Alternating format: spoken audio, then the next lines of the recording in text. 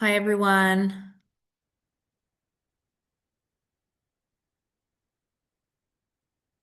We're just gonna get started shortly. We'll wait a couple minutes till more people join.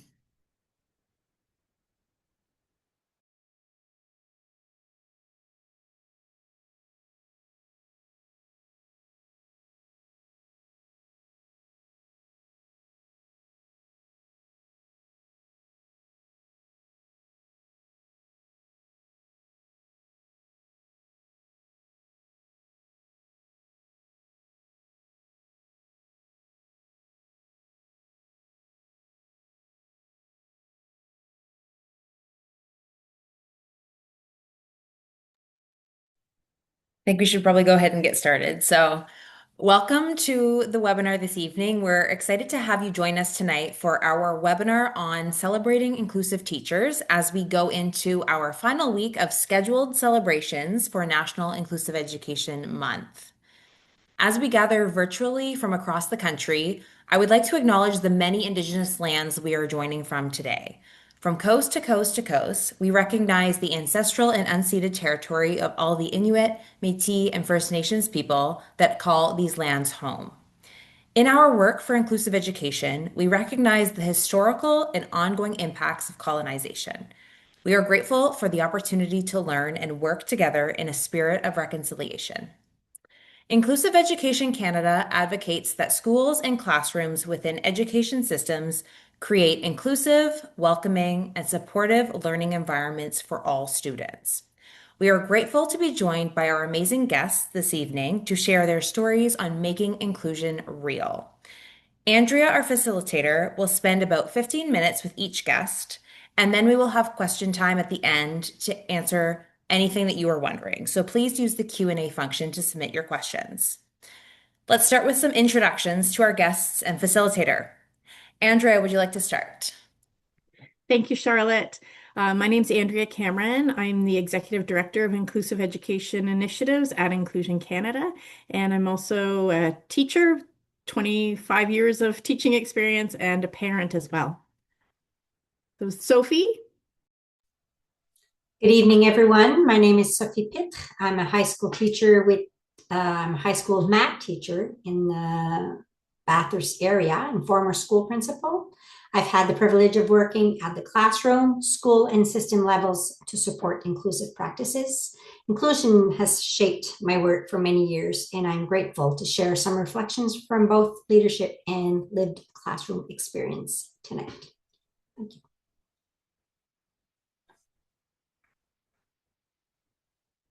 Amy? Good evening, everyone. I'm Amy Kipfer. I'm currently a principal in the Southwestern Ontario region.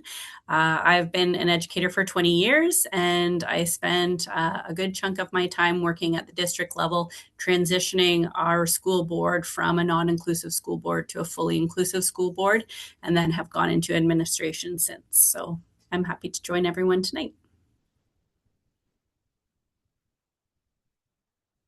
Good evening, everyone. I'm Lisa Alexander, and again, like our other panelists, very happy to be here with you tonight for the perspective of a teacher in the Brockville area, Brockville, Ontario, and a parent of a student with learning disabilities who has been included in the classroom since he was in junior kindergarten and is now in grade 10. And I was lucky enough to have him in my class in grade 9 and again this year in grade 10. So looking forward to sharing a bit of that perspective with you.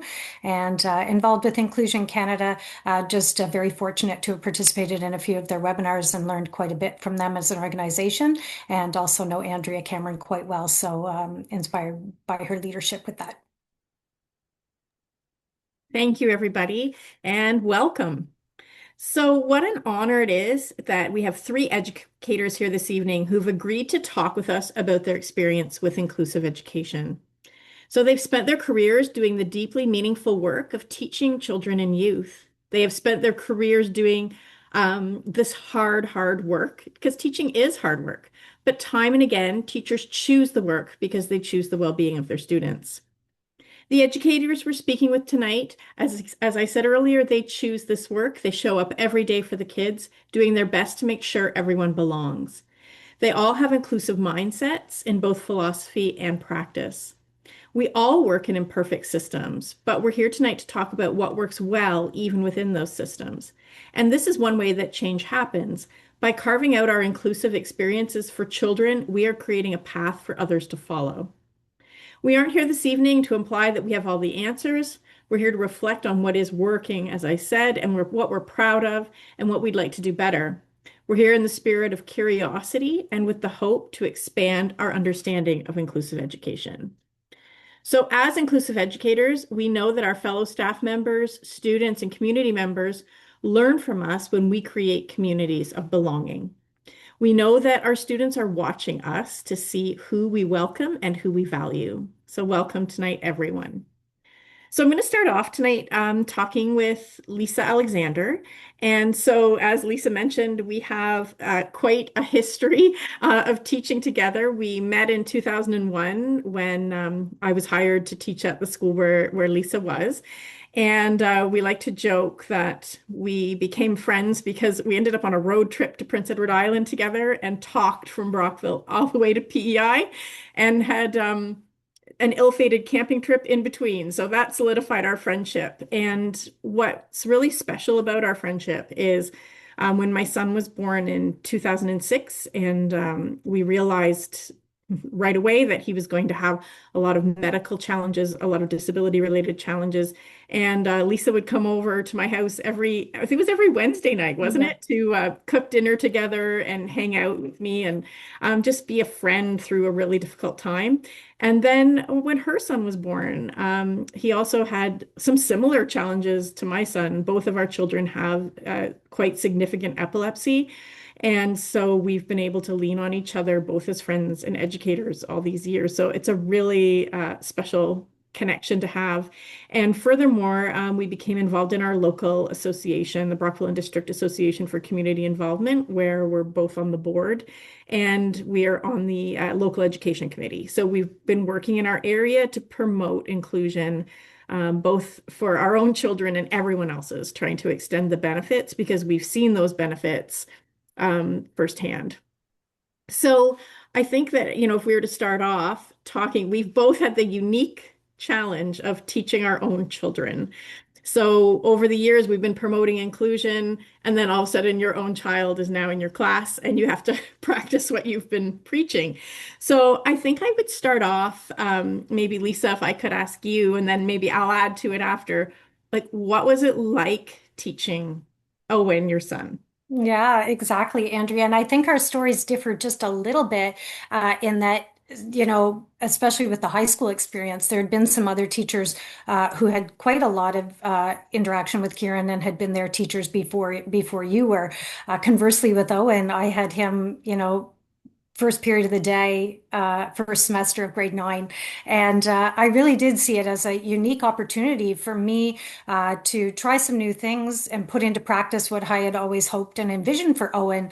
But especially, I saw it as an opportunity to really kind of try out what's the reality here before I start looking to colleagues to do this. And I just saw it as a really unique and special way right at the very beginning of his high school journey to see how is this going to work. So I was lucky enough to have him in a French classroom, and I was surprised at how many seamless vocabulary things. Now I should say from the very beginning that Owen has been in an inclusive environment since junior kindergarten. His school started early French immersion at grade 1, and if he wanted to stay at that school, he had to be in that program. The school was small enough that there wasn't 2 sections of grade 1. He would have had to leave the school that he'd met those peers at should he not have continued with the French. So it was kind of nice that he'd had this early exposure to French. And when I got him, he was very keen and interested in the subject and building his vocabulary.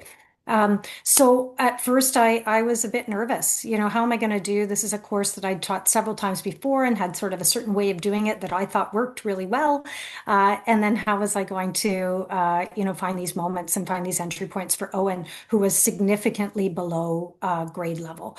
So I was kind of surprised and just an example of, we did a unit, one of the standard ones on fashion and your preferences about fashion and clothing and elaborating with adjectives and all sorts of things. And it was quite amazing how we were able to find some entry points for Owen, choosing and selecting images of his favorite things. And then when I was able to sort of help and the A was able to help him make those choices and eliminate choices and come together with this PowerPoint for him, which served then for me as a teacher a really great model to show the rest of the kids what theirs could look like. And what a neat thing that here I was using Owens to show them, kind of the base and the core. And then, of course, lots of level 4 extensions that they could add with adjectives and sentences. But really neat to see him kind of being included in that story and that lesson. The other thing that just sort of made me happy as a teacher, but I guess even more so as a parent, was that when one of the images that Owen selected had come up was his Toronto Raptors hoodie. And it was neat. One of the boys in the back who knew him from elementary said, why doesn't it doesn't surprise me at all that that would be one of Owen's favorites because they kind of knew about him. So I guess the opportunity to show that Owen's choices are, meaningful and relevant, and he has favorites just like everybody else, and the fact that we were able to share that with the class as an entry point for their own then expressions of their preferences was pretty special. So I've got a couple other geography examples too, and the more we started including things, the easier it became, which was amazing for me to see. So yeah. Oh, I think that's really one of the big truths of inclusion, that the more you did it, the easier it became. Mhm. So yeah, well, I had the slightly different experience with my son Kieran is I didn't teach him until grade 12. And then I got to teach him his favorite subject, which is English. Like he loves books and reading. And so you were talking about the group work or sort of using Owen's example, and where, it was interesting because I've always had this inclusive mindset. And in my English class, I do debates, formal debates, and something I hadn't even considered until my son was in there, the time limits, because Kieran speaks more slowly. And so then I realized he wouldn't be able to get his argument out in that time. And Lisa knows my son. He is a stubborn person. So if I were to say, oh, we'll give you more time, he would have probably been annoyed by that. I let him and his group work it out, and they came up with a really great solution. And going back to what Lisa said, part of the benefit of the fact that Kieran went to school with them all the way through, they had seen lessons accommodated for him so many times that they knew what to do as well. And so that was really interesting. And the debate went off really well, and he was thrilled with it and really enjoyed it. And it was a really meaningful participation. So I think that's what Lisa's saying. We're also modeling it, right? Like we're showing, like, and over the years, Kieran's other teachers showed his peers what that disability accommodation inclusion looks like. And as a result, he had a really successful time as well, just like Owen did. And Lisa, like when we've talked, and I know because I've worked with you for so long, and the thing that really stands out to me about something I really admire about you as an educator is that you model, like I'm going back to that, the welcoming, like I've seen you in really difficult situations with students who may not always be, sunshine and rainbows when they enter the room. This steady, kind, polite, welcoming approach you take. And so I'm just kind of wondering, like, is that when you're doing that, do you see benefits like from it? Obviously, that's a good thing to do, but like really specifically, what is the benefit of that? Yeah. Well, thanks, Andrea. Firstly, thank you for noticing that. I do. I feel like sometimes, and maybe for a while, it was a classroom management strategy, that idea that sometimes my only classroom management go-to is mutual respect. And I'm not really sure how else to gain that other than, having kids feel welcome and included. But it kind of hit me pretty early, I think, in my teaching career when I actually noticed a few examples otherwise, and of sometimes teachers maybe almost obviously showing preference or, stronger students being more valued. And I think I sort of took it upon myself to make sure that I'm acknowledging value in everybody and almost like radically modeling that. And it's interesting that I don't even know that I really knew that I was doing it. But as teachers in our school board just this year, I think it might have actually started last year, but we've been privileged to receive like a speaker series from a guest speaker this year. And I think it was a total of five sessions. And a lot of PD, as we all know, is sometimes, struggling to find the relevance. But this one in particular sort of resonated with me when they were talking about inclusion. I mean, he's obviously talking about welcoming and inclusion with a little bit more of, gender and racial kind of perspective. But I think the implications, I would imagine, for him are for every, inclusion without limits. And he mentioned the same thing, and it really resonated with me was this kids are watching, parents are watching, our colleagues are watching. And if we can just, without compromise, model empathy and inclusion and compassion in everything we do, and sometimes over modeling it, so that it's noticeable. And I think kids are learning. They see it and they watch us and they respect it. And so I think, yeah, as you mentioned, Andrea, it's sort of been something that's been guiding me for a while, but interesting for me to be listening to some of this PD right now that's echoing a lot of the same things. And I think it's important for me as a mom to Owen, but important to me as an educator too, that everybody feels valued and welcome and included. Yeah, to build on that, Lisa, I was thinking when Kieran first entered school, and I'm telling the new school, his elementary school was used to this, but the new school that he has daily seizures, like 3 or 4 a day, and they're bigger, right? They're very obvious and vocal. And I guess it would be the same as when he first entered elementary school, and I'm telling them this is going to happen or showing them videos so they can prepare. And I can see people's like hands shaking a little bit, like thinking, "Oh my goodness." And I know I would say to them, "Well, you are the flight attendant. So when he has a seizure in class, the class is going to look to you for, what to do." And so it's and it's understandable to be nervous the first few times it happens. And it's okay to acknowledge that you're nervous, but that the class looks at you to normalize what's going on, and to, whether you choose to comfort Kieran or however you do it, the class looks to you. And then what I found was really helpful as well is when, especially in elementary school, his classmates would have jobs during the seizure. And so like turning off the light, if he was on his back and the light was right in his eyes, and the same kid would always get up to turn off the light. And I think that is really special for the students. We often think about what they're learning in school beyond math and science, or, they're also learning how to be a community member. And so the seizure might only take 3 minutes out of the day, but they're learning so much in that space. And that's part of the modeling that you're talking about. They see us accepting, like I said in the beginning there, they see who we're welcoming, and that's the important part of the work, is it goes beyond the classroom. Mm-hmm. And a story I like to share is Kieran and I were in a pet store a few months ago, and he had a big seizure.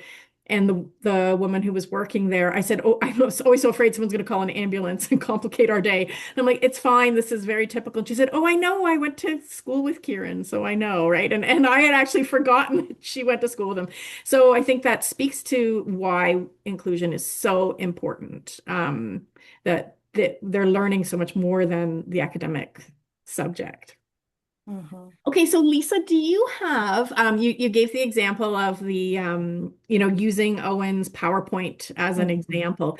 Are there any other, like, I know when we talk to teachers about inclusion, they really want to know how, like, what's something specific I can do. Do you have like a specific lesson or activity you did that was successful that you could think of that Owen Yeah. benefited from? And Well, we'll use successful, again, I always say they're kind of a work in progress. If I were to do it again, there's probably a few things I'd do differently. But I was a little bit stressed about it, and I think as teachers, we have a fixed amount of time and you're teaching three courses and have one prep period and you're used to using that in a certain way. I would never want anybody to think that inclusion comes without planning and without deliberate, thinking about that student and what their interests are and where you can make connections. And it doesn't necessarily have to happen every day, but I know, say, in a unit that was maybe a week and a half on climate change, for example, and then a subcategory of that in geography talking about natural disasters. And then I sort of always use an example about increased incidence of flooding. We live on the St. Lawrence River, and there's been quite a bit of flooding over the last few years that is a bit unprecedented in this area. So I thought, okay, so I've got all this kind of stuff, and we're doing this at a grade 9 level. Where can Owen enter into this? But then I kind of thought, well, wait, it's not that hard. He absolutely loves to play with sand. He loves dumping. He loves scooping and, creating. So we just, I kind of thought, okay, I wasn't ready for that day because it had just sort of come to me. So the next day we sort of brought this stuff in and we were able to kind of recreate that part of Brockville that had flooded. And it was really neat to see the other students want to come over and see what he was doing.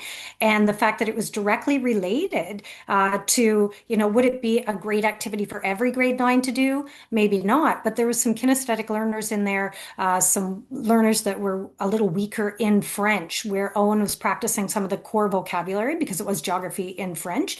So Owen was practicing some of the core vocabulary related to flooding and then having fun, kind of demonstrating it. And the fact that we could take some shots of the flooding that happened at different stages and put it into a PowerPoint to use as a review before our test was, again, kind of a neat idea of Owen being very excited. That was probably one of the happiest he'd been, was this, 2 or 3 days working with the sand.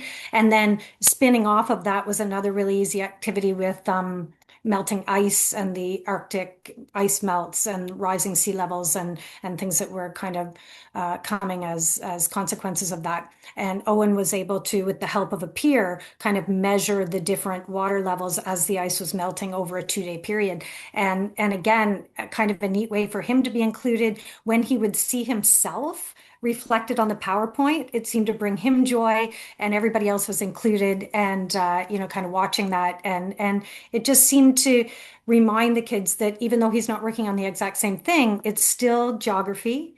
It's still somewhat related to the unit that we're doing, and it's meaningful and valuable stuff that's curriculum based. And to me, that meant the world, and was certainly something that I, in his grade 9 year, was able to take and then put into some notes and some suggestions as a parent, but also a colleague, to some of my other teachers, that, those events aren't going to happen every day, but, once or twice per unit, if we could sort of draw something in that excites Owen, but also, can serve as an anchor for some of the kids too that need a visual for that sort of thing. Yeah, so what I'm taking from that is everybody benefited from what Owen brought to being a student in the room, right? They had a different experience than they would have had if he wasn't there, right? So yeah, thank you, Lisa, so much for sharing all of that. And like you said, there might be things we do differently in the past. We're on this journey of learning how to make it work, but we're trying and having some good results, right? So overall, really positive experience. All right, so next I'm going to talk to Sophie. And as she mentioned at the beginning there, she's in Bathurst, New Brunswick, and she has filled so many roles in education, from vice principal to math teacher, all over the different categories or different pathways of teaching. And so I guess I wanted to start with a fairly kind of general question of why you said at the beginning that it shapes everything you do in education. Why is it so important to you? Like, has something happened that made it that way based on experience, or, why is it? Well, I want to start with something very simple, is that every child who walks into our schools is asking for one question, right? Do I belong here? And we do that as adults as well.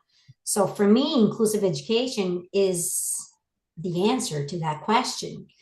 And over the years, at all systems level, I've learned that inclusion is about whether we are willing to redesign or to design learning with everyone in mind. When schools are for all, we don't lower our standards, we raise humanity. And that mindset is what, to me, changes everything. It matters because belonging is not optional, it's foundational and it's fundamental. Once you have that, everything else falls into place. And we're in the education system, so when students feel they belong, then they learn, and which is why we first started being teachers, right? Yeah. We all, if we're here tonight, we know it's about dignity. We know it's about students that deserve to be seen, valued, and challenged. But with the mindset that we're working on everybody and we're working on the humanity of it, is where I've seen, like over my career, I've seen what happens when students are defined by a label, but I've mostly seen what happens when they're defined by their strengths, and the difference is transformative, right? If it's not just academically, but very like personally. It's not a strategy, it's really a belief of who deserves access to our education system and to our teaching. Right? Thanks, Sophie. I just wanted to build on that a little bit. If you could, something that really caught my attention is you said about keeping learning challenging, like having like high expectations. Could you speak a little more about that? I know for just in my parent role, sometimes I would have to remind people to keep their expectations high. And I said it served us well. And I would always say, I know people would feel bad because he's having seizures and everybody wants to I'd say, yeah, but let's keep our expectations high because it's served us well so far, is what I would always say. Mm-hmm. And I can confidently say now that my son's almost 20, that did serve us well. So could you speak a little more to that? Well, we've had, 28 years of teaching. We've had a variety of experiences, but I think we need to not be afraid to raise the bar and to expect the best of everybody. One of the most illuminating moments in my career happened during a testing period after a neighboring school closed. And I had 3 students from that school that had been added to my class, and we were in the middle of an assessment. And I had a nonverbal student that became overwhelmed and began making a lot of noise. And I've always been a very structured teacher. So internally, I panicked and I thought, oh my gosh, my students won't be able to focus. So I paused and I stepped back and I looked around the room, and every one of my students, including those with difficulty to focus, continued their work completely unfazed. The only students visibly unsettled were the 3 who had come from a school where inclusion wasn't as deeply embedded.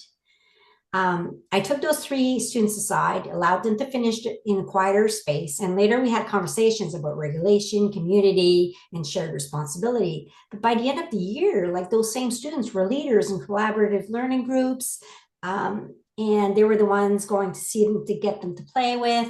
And that experience, that was mid-career maybe, so that experience really shifted me professionally. And I realized that inclusion isn't about protecting my students from difference, right? And I knew, but I think that moment was like an aha moment for me, because I really had that separation of 2 different growing up, right? The way they were brought up. And it's about teaching them how to live and learn alongside it. So that was really, really good. There was this other situation where we're talking about another very powerful example.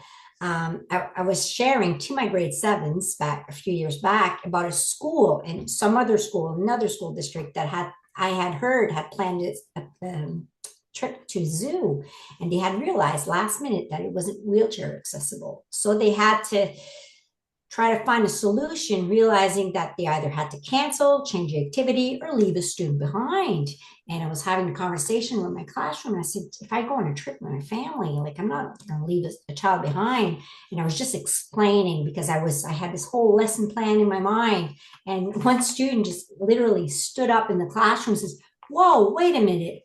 that needs to be planned ahead of time. Like you need to think about those things. So it was a student coming up with this. So to me, like it was an 11-year-old student. He was so like appalled that it was even like the options to him were so out there that absolutely made no sense. Well, we can't do that. We need to think about, and then he was talking about two of the students in the classroom where we had to find another strategy and think about it ahead of time. So to me, that's the students. A lot of students have a lot to teach us as well, right? As teachers. So that moment really showed me like the true benefits, those moments of inclusion. It wasn't an adult correcting the system. It was a student thinking ahead, designing for everyone in mind, which is why we say like inclusion builds humans who consider others, right? Wow, Sophie, thank you for those examples. When you were talking about the test, you reminded me when I taught drama, I had a very inclusive class, 35 students, and some of the students that went through that program when we were doing a musical, we were performing Shrek at our local art center. And somebody, like a younger student who had come from one of the elementary schools, was also non-speaking and got distressed during the performance and was making sounds in the quiet theater. And my students up there, they just carried on. And I thought, they're just accustomed to this. Because this is the classroom that everyone was welcome. And so people would express their delight at a performance in different ways, right? And so it might be during the actual performance that the joy was expressed. And they were like, I couldn't believe it, how they were so calm and just carried on. And so I think that's, that also connects to the idea we can expect more from our students too, because they show us, right, that when it's modeled, they know what to do. And sometimes they teach us too. So, Sophie, is there something a specific, like I know we talked about inclusion isn't a strategy, it's a mindset. But is there an approach or a strategy that helps that mindset work that you've noticed or Well, been able to use? it is a combination of many things. I will tell you, like for me personally, one approach that transformed my practice was shifting from working alone to building and empowering the team around the student, right? Whether it's a TA, a resource teacher, or any other support staff, everyone has a role to play. We all know inclusion doesn't work when one person carries it all. It works when we recognize and use the strength of every individual involved. As a classroom teacher, I see myself as the model. Every student deserves the same respect, the same involvement, the same application, and the same devotion from everyone. But the deeper shift for me was really learning to truly listen, sitting down with parents without judgment, listening to their fears, listening to what has worked, and listening to what hasn't. Parents know their child best. Not the title, not the diagnosis, but really and not the label, but who they are. It's not the category that determines what works for a child, it's the child. And just as importantly, listening to the student, having enough professional confidence to ask, is this working for you? Are you comfortable with this? And then to truly be willing to adjust regularly. Validating our perceptions for me, like the check-ins, the periodical check-ins are really important, making the changes as we go and being open to changes. I tried this, it didn't work. I'm professional to say, well, it didn't work, so I'll try something else. And to validate and to make sure that parents, peers, and professionals know that their input is not only welcome, but fundamental.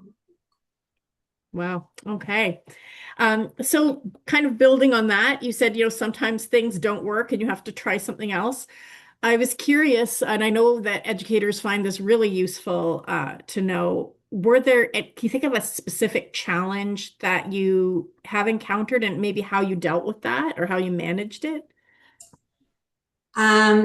Personally, it's just in general, I've always had very diverse classes for many, many, many years.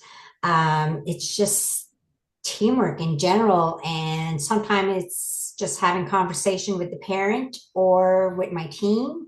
And sometimes it's going back to the board and starting all over again to see what happened, where did we miss, what's going on, what's happening, and working together.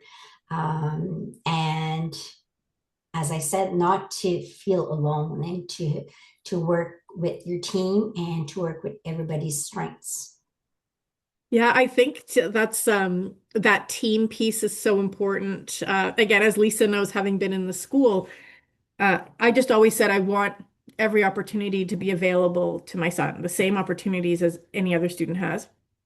And we'd work really hard to make an opportunity available to him, and then he would refuse to participate.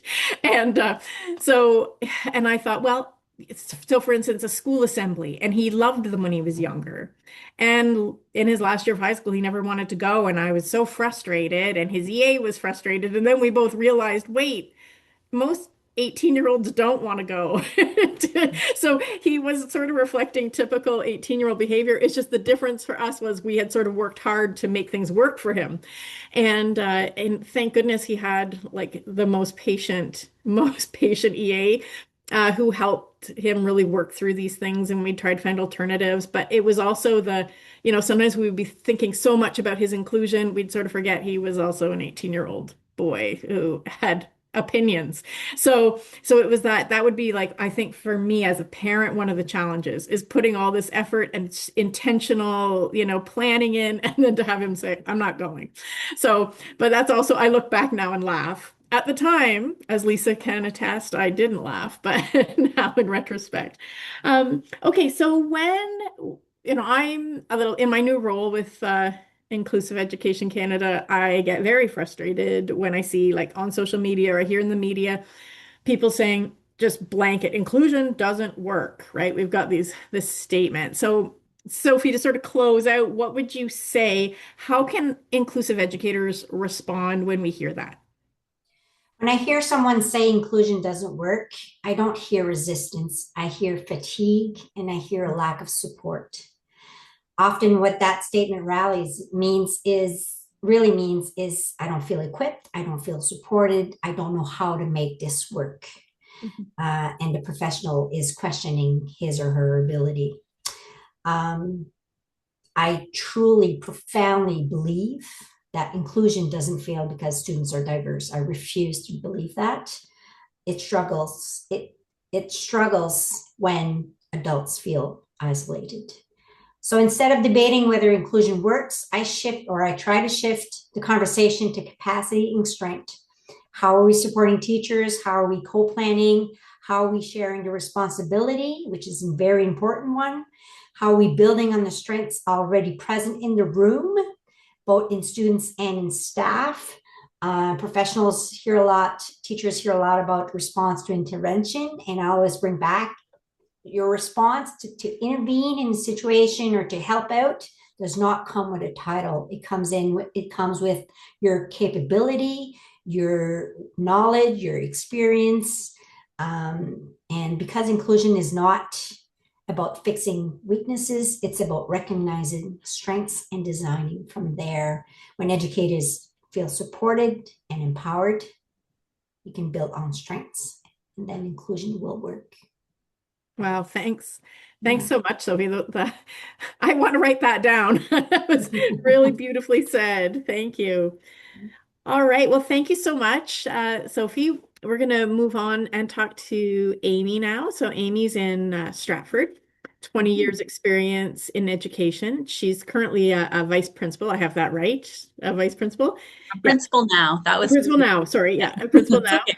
And has had, again, like Sophie has worked in so many different areas of education and is deeply committed to inclusion. So we'll start off with the question. So in your role as principal, what are some strategies or approaches you've used to create an inclusive school? So again, to reiterate to our educator listeners, we know inclusion is a mindset. It's like it kind of in our hearts, right? How we do it. But sometimes we need to think about strategies or structures that make it easier.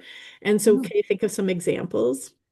Yeah, I think as others were talking across the panel, there were lots of things, and I wrote down, oh, yeah. And I hope that in my role as an administrator, I'm creating those conditions for teachers to feel supported.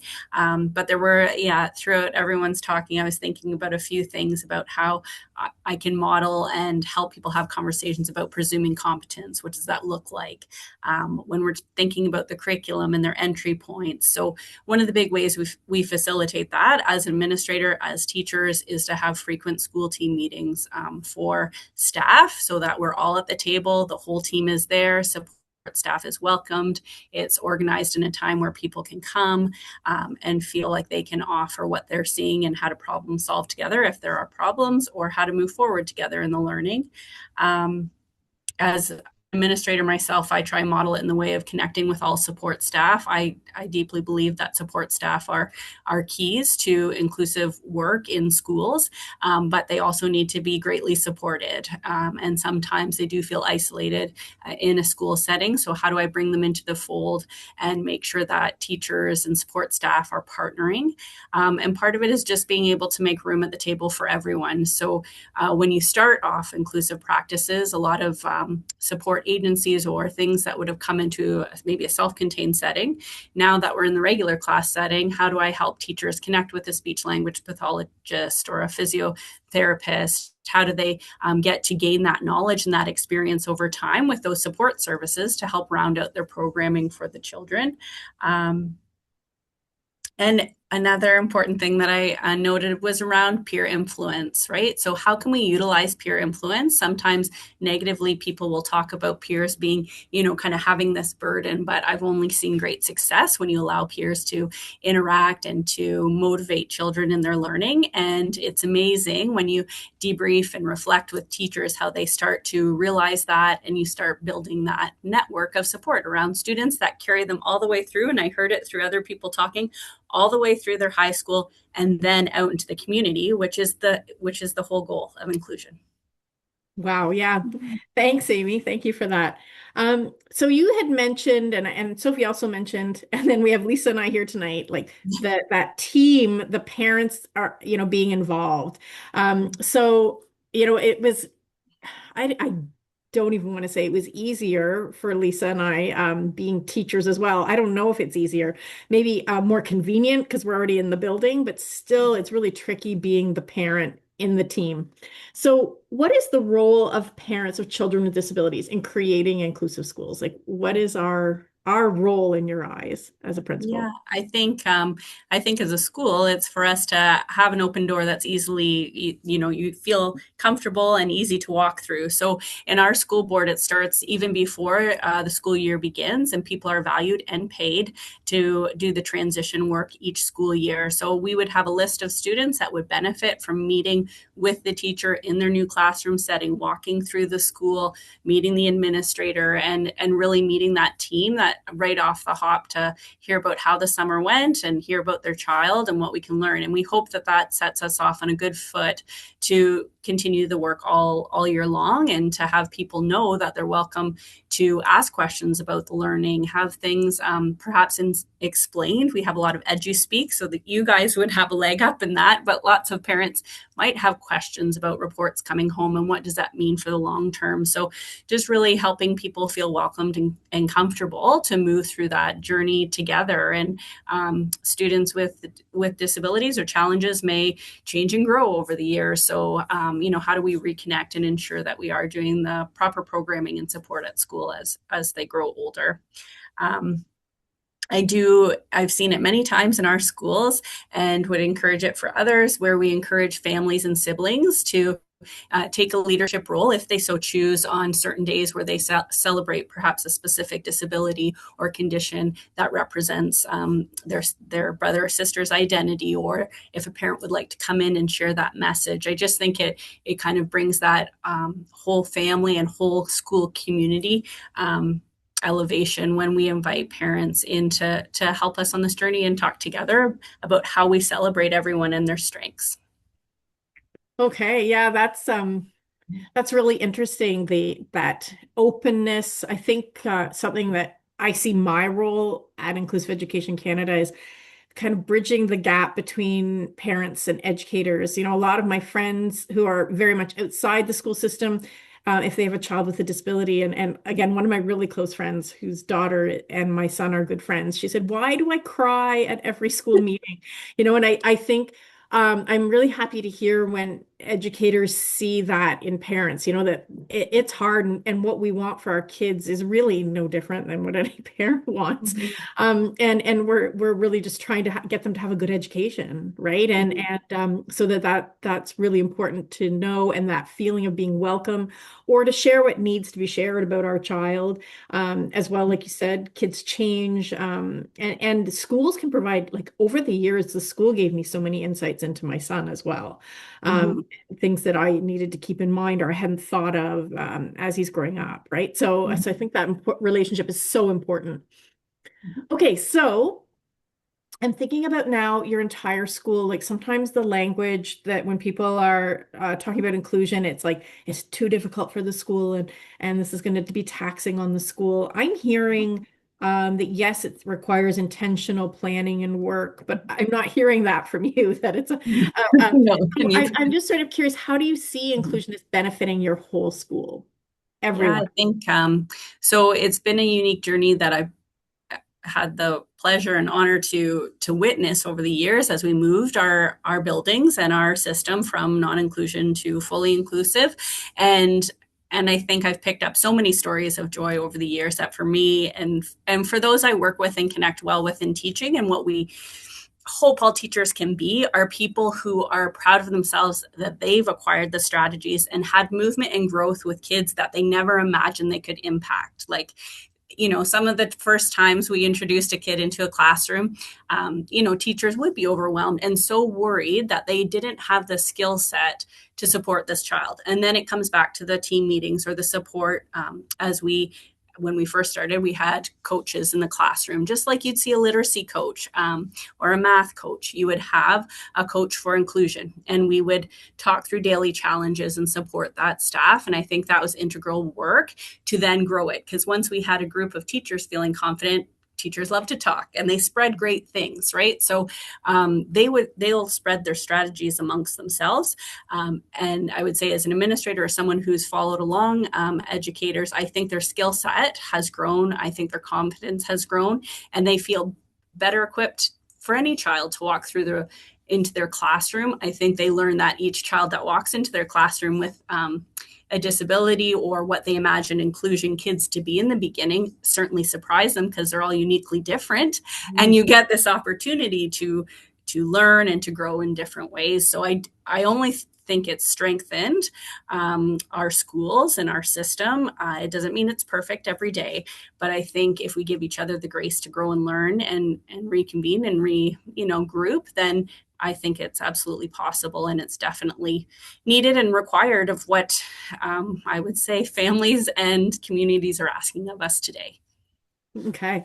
When you said about it not being perfect every day, there's like two things that stood out for me there. So, first of all, like Lisa and I will joke, certainly maybe not always perfect, but I look at the consequence of doing like something other than not perfect, right? Like, so yeah, sure, there were, or maybe some learning goals that were really difficult for Kieran, but I was like, yeah, but he can meet these learning goals, kind of speaking to what Sophie was talking about, the strengths, right? Like he can do these. So I think that also teachers would sometimes, I know at the beginning, my son has autism as well. And so they would be like, how do I connect with him? And it was really interesting throughout his school career. Sometimes like someone that I thought might not, like I was like, I don't know how enthusiastic they're going to be about teaching him, but then they would connect with him on this really great level. And so maybe there weren't these like dynamic lessons that were, nice entry points for Kieran, but he had this connection with the teacher, and he wanted to be there, and he wanted to learn from that teacher. So I think that that's where everybody does bring something different. And I would say you don't need any special training to work with my son. Like once you know what to do about a seizure and his EA, or what his EA will do, you don't need any special training, just need to connect, right? And I think that that's a lot of it, because that connection, when the students see themselves in you, or you connect with them about whether it's a Raptors hoodie, or in my son's case, his Lego minifigure world that he like just loves. People connect with him about that. He's going to love them forever if they talk to him about Lego. And then he's going to learn history from that person, right? Because they've connected. So I think that that's really, really interesting. So both the things that stood out for me are not perfect every day. Not perfect's okay. It's much better than the alternative. And also that the training, then I as a teacher, I understand, like, oh my goodness, do I have what it takes to teach this particular student? Are they going to learn anything from me? And that confidence going forward. And then the more you do it, the more confident you become. It just makes me remember when we first started, and I was working in a high school setting at that time. And when we would have a student introduced or integrated into the classes for the first time, people would worry because they hadn't met them and they'd heard these stories. And then you come in, and I'd always say, if you can get the kid into the classroom, they'll do half the work, because innately teachers love kids, and these kids are really likable, more likable than sometimes their mind has set them up for. So we always said, if we could get the kid in the class, they'll do half the work, and then we'll swoop in and support where it's needed. Wow, that's a great thing to take forward. Yeah. Mm-hmm. Yeah. Okay, so I guess if we could pick, what would be like one threat to inclusive education and what principals could do about it? I think there's the threat of kind of being pulled backwards into our old frameworks or frame of minds. We have to acknowledge that in Ontario anyways, the special education frameworks were created in the 1980s. We are 40 years and some past those dates. Surely we can start to mold and shape something different. So I think it is just that confidence and leaning into one another like we're doing this evening, and sharing the good research and the good practices that are all out there. Then we're going to go in the right direction. If you want to look to the old models of segregation and seclusion, you will find that. But if you're open to looking for inclusion and books and research and people who are doing the work, that is out there too. So I think it's always just kind of having this forward mindset to take the next step with your colleagues. Yeah, we often hear, well, like their needs would be better met, like over there, or when I was in school, everyone, like that went there. And my new like motto is there were no good old days for the kids with disabilities. Like we have to move forward. We can't look at those models of, like you said, from the 80s, because we know better now. Like we have the research now, we have the experience. We have to stop looking back and going, as soon as we meet a challenge, oh, well, the solution then is this very radical, extreme removal. Like that's a very radical thing to take kids out of their neighborhood, not only out of their neighborhood school, but like sometimes into a whole other community segregated school, right? It's a very extreme thing to do. And so like when I hear you say that, like about going forward, like we are making something so much better with this approach, like better for everyone. And I think, yeah, that frame of mind, I guess it's just human nature that we think, oh, what happened when I was a kid? And if you didn't have the experience of being segregated, you might think something magical and wonderful was going on there. Yeah. Right? So we want to move forward. Over these years now, we have social media. So we actually have student voice, and you can practice it in your school with the kids that you're looking at including. They will tell you what they want, and undoubtedly they want to be included and they want to meet their peers. And so now we have this whole social media and personal voice that wasn't getting out there before because maybe they didn't have the literary skills, but we can't deny them. We know that listening to student voice, who are now adults sometimes, tell us there is a better way forward, and it wasn't a great experience for them. Right. Yeah. Yeah. We're able to learn. There's no excuse for not knowing that voice now. Yeah. Okay. So, as we're starting to wrap up, I did have sort of the question about it. This is more of an Ontario specific question.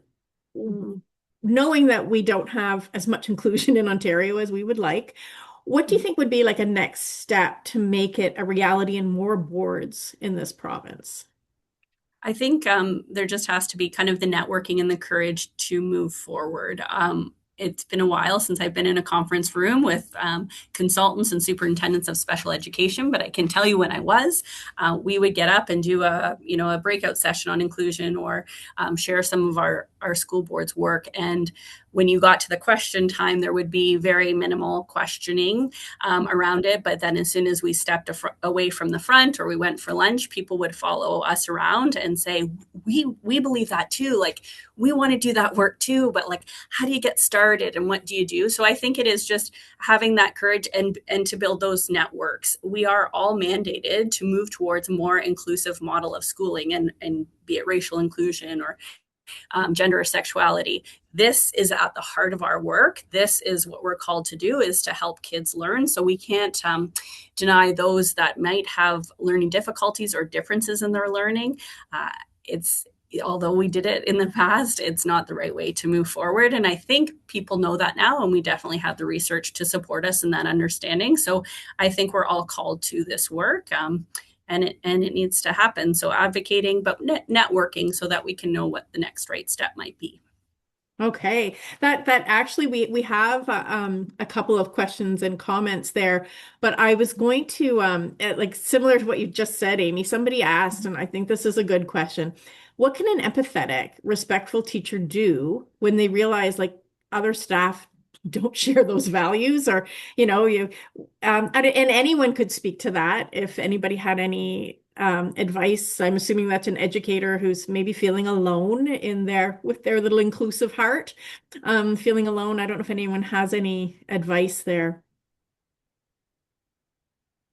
I would speak to it's similar to, like, we're moving through inclusion in many different ways. So when you experience racism, you experience homophobia, things like that, we're all called to share some voice or to offer something different than we used to hear in the past. So hopefully we can find the words, or you're in a conversation, the next time you enter into that conversation, you're going to be prepared to have a different conversation or lend something to the conversation that might help someone think a little differently.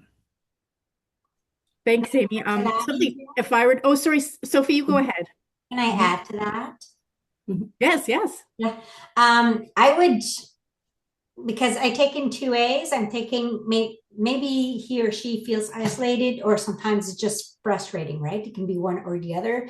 And I'm thinking the modeling here is very important. So if you are an inclusive teacher, just to keep it positive and make your core value in your classroom, make your mission very, very clear to your students. Your students talk. They will talk amongst each other. This is what needs to be in my classroom. This is how we are. This is how we work together. And they will talk to each other. And some of the students will do the work for you. But you as a teacher, you can always bring it back. You bring it back. We are in a very inclusive classroom. This is how we work together. We're a family. Everybody works together and act as a model. So that would be one thing. And if some of the teachers that you work with, if they're not, as you say, they're not as inclusive, if the opportunity arises, I would go with the thing that sometimes you hear fatigue and you hear a lack of support. So I would ask them, how can we support you, or how can we help you? Do you need is there anything I can help you with, or any ideas? Can we brainstorm together? So I think that would work with somebody that's not feeling it in their team. Oh, great. Thank you. Thanks, Sophie. So the last one, we'll end with this one. It's a longer, it's got a little bit of a beginning to it to put some context. So this is somebody who's saying, as someone who works in employment services, I see every day how inclusive education has long-term benefits that extend far beyond the classroom. When students learn together in inclusive environments, it sets a higher bar for expectations, builds understanding, and shapes future co-workers who are more aware, empathetic, and ready to work alongside people of all abilities. So from your perspective, how can we strengthen the connection between inclusive classroom practices and preparing all students with disabilities and their peers for a more inclusive and equitable workforce in the future? That's a big question to end our webinar on. Anyone have any thoughts there? My initial thought is just the more, like I always thought with my son, the more he's known and understood, the more he's out there, other people know him, and it opens like opportunities, right, for him. Because if they say, oh, I went to school with him, and oh yeah, he was really great at art. So, he would, or he was like so thoughtful that time I was sad, or, they think about these, they make these connections that they remember later.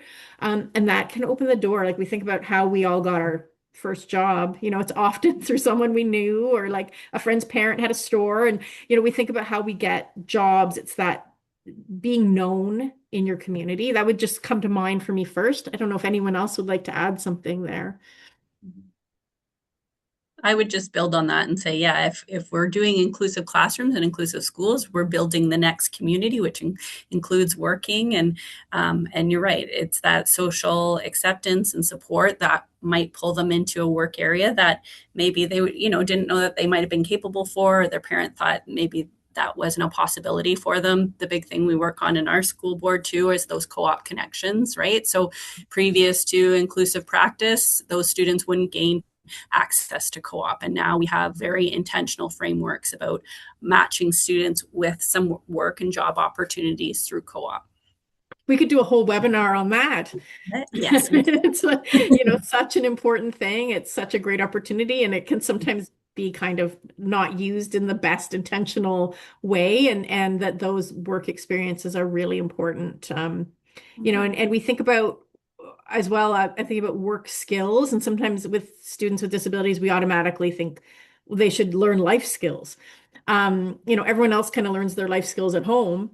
And so when we think about what work skills are, well, isn't literacy a work skill? Isn't numeracy a work skill? We think of all the other subjects, drama, geography, we think about other students that those are their work skills that they're building, right? And I think we have to think the same way for students with disabilities, that they need to be part of those learning experiences for their future, right? Not only their own interest and the joy of learning, because everyone, when learning is rewarding, it's such a joyful thing, right? So we want to make sure that that is for all students. Okay, I think we're getting more questions, but our time is up. So I'll have a look through the questions, and I'll try to get some answers for the people who didn't have time to get their questions answered. But the other comments in the chat there are all that people are thanking you for sharing this, that it was very helpful to them. And so that's really wonderful to hear already. And along those lines, Charlotte and I have prepared a questionnaire that I believe, Charlotte, is, if you want to speak to that, how people can access it. I think it's going to pop up on the screen right when the webinar is over, and it may also be sent to your email address. So if Yeah, you can this is fill that new out, for that's us. great. Yeah, this is a new experiment we're doing. Yeah. So hopefully it works. And yeah, if you can let us know what was helpful, what you'd like to learn more about. I know we have a lot of educators on here tonight, and what you'd like to learn more about in the future that we could prepare. So thank you everyone for, after a long day of work, continuing the conversation on education, and sharing this inclusive message with educators across Canada. Thank you so much. Yeah, thank you. Thank you for having us. Have a good night, everybody. Thanks, everybody. Bye.